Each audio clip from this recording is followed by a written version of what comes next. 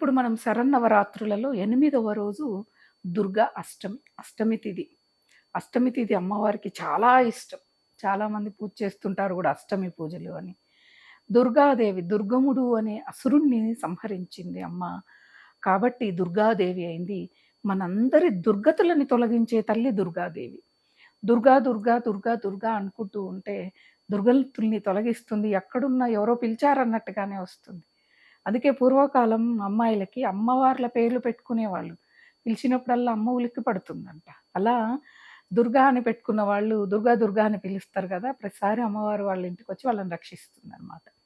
అలాంటి దుర్గాదేవి అలంకారంలో ఈరోజు అమ్మవారు మన ముందుకొస్తుంది.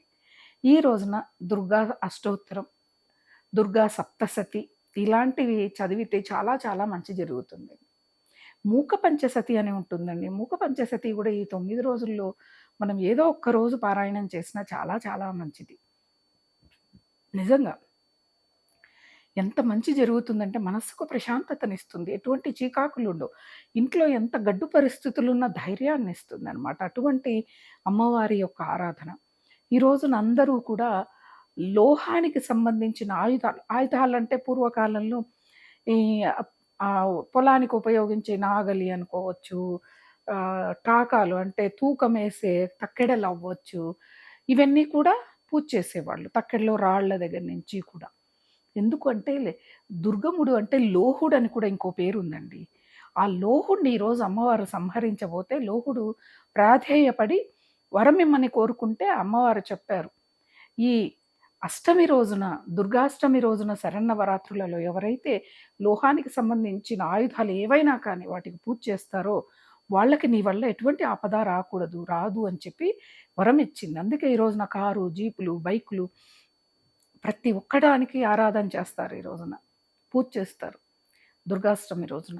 అలాగే ఈరోజు ప్రతి అమ్మవారి ఆలయాల్లో దుర్గా అష్టమి అంటే దుర్గముడు దున్నపోతు రూపంలో అమ్మవారి దగ్గర యుద్ధం చేశాడు కాబట్టి ఆ దున్నపోతుని తయారు చేసి ఆలయం చుట్టూ తిప్పి ఆహ్, ఆహ్, ఆ బొమ్మ అంటే నమూనానే అండి. నిజమైన దున్నపోతుని నరకరు. హింస జరగదిక్కడ. ఆ దున్నపోతుని నరికి అమ్మవారిని శాంతింపచేయటం అనేది ఈరోజు ఒక ప్రక్రియ జరుగుతుంది ప్రతి ఊర్లలో కూడా. చాలా అద్భుతమైన ప్రక్రియ. ఇలా ప్రతి ఊరున జరుగుతాయి. అంటే ప్రతి ఊర్లో కూడా అమ్మవారి ఆలయాలున్నాయా అంటే, వాసవి కన్యకా పరమేశ్వరి ఆలయంలోనే ఆ అమ్మవారు కూడా అమ్మవారి యొక్క అంశ కాబట్టే, అమ్మవారి యొక్క ప్రతిరూపమే కాబట్టి, ప్రతి ఆలయంలోను, ప్రతి కన్యకా పరమేశ్వరి ఆలయంలోనూ ఈ యొక్క అలంకారాలు జరుగుతాయి. పండగ అద్భుతంగా చేస్తారండి. పండగ చాలా చాలా అద్భుతంగా చేస్తారు. అలా ఈరోజు అమ్మవారు దుర్గాదేవిని స్మరించుకొని అమ్మవారికి ఈరోజు నేను ప్రతి వీడియోలోనూ చెప్తున్నా ప్రసాదం అనేది అది మీ ఇష్టం మీద ఉంటుందని. అలా మీరు ప్రసాదాన్ని అమ్మవారికి సమర్పించండి. దుర్గాదేవి యొక్క అనుగ్రహానికి మీరందరూ పాత్రులవ్వాలని మనస్ఫూర్తిగా అమ్మవారిని ప్రార్థిస్తూ స్వస్తి.